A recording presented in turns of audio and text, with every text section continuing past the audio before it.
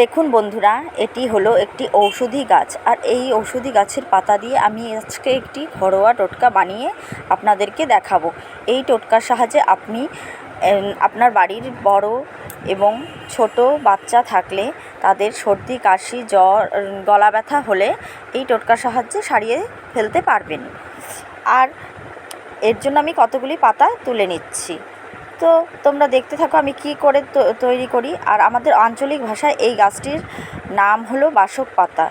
এটা অরিজিনাল বাসক পাতা গাছ। এরকম আরেকটা আছে, কিন্তু ওটাকে জংলি বাসক পাতা বলি আমরা, কিন্তু এটাই অরিজিনাল।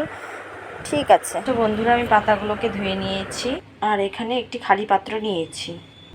এই পাত্রে কিছুটা জল দিয়ে দেব। 4টে লং নিয়েছি, জলের মধ্যে দিয়ে দেব। আর এখানে নিয়েছি গোলমরিচের গুঁড়ো। আপনারা চাইলে গোটা গোলমরিচ থেতো করে দিতে পারেন। তো কিছুটা পরিমাণ দিয়ে দিলাম। এখানে সামান্য পরিমাণ আদা গ্রেট করে নিয়েছি। এই আদাটুকু এই জলে দিয়ে দেব। এখানে সামান্য পরিমাণ লবণ দিয়ে দেব।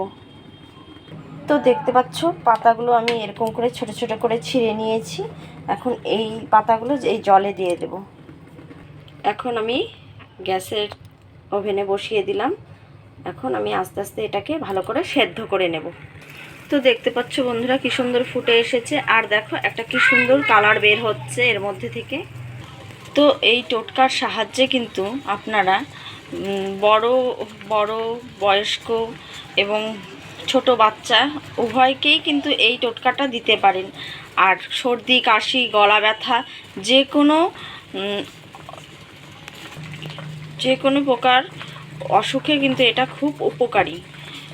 আমরা ঔষধ রূপে এটা ব্যবহার করে থাকি। এক ধরনের এটা ঔষধি টোটকা। তো দেখতে পাচ্ছ আস্তে আস্তে রঙটা কত সুন্দর হয়ে এসেছে। তো প্রায় হয়ে এসেছে, আমি এখন নামিয়ে নেব। তো আমি এখানে একটা সাদা কাপ নিয়ে নিয়েছি। এখন আমি ওটা নামিয়ে ছেঁকে নেব।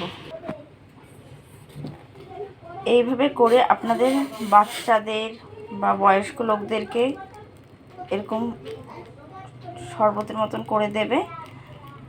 দেখবে সর্দি, কাশি দুদিনেই উধাও হয়ে যাবে। তো বন্ধুরা দেখো রঙটা কি দারুণ না? এইভাবে করে তোমাদের বাচ্চা বা বড়দেরকে একটু উষ্ণ উষ্ণ ঠান্ডা হলে দেবে। দেখবে সর্দি, কাশি, গলা ব্যথা দুদিনেই চলে গেছে। তো আমার ভিডিওটা কেমন লাগলো? তো আমি এখন ছেলেটাকে দিয়ে দিচ্ছি। আর এইভাবে আপনারা বানিয়ে খাবেন। ছেলেটার কালকে রাতের থেকে খুব গলা ব্যথা, তাই বানিয়ে দিলাম। আপনারাও বানিয়ে খাবেন, আপনাদের বাচ্চাদেরকে খুবই উপকার পাবেন।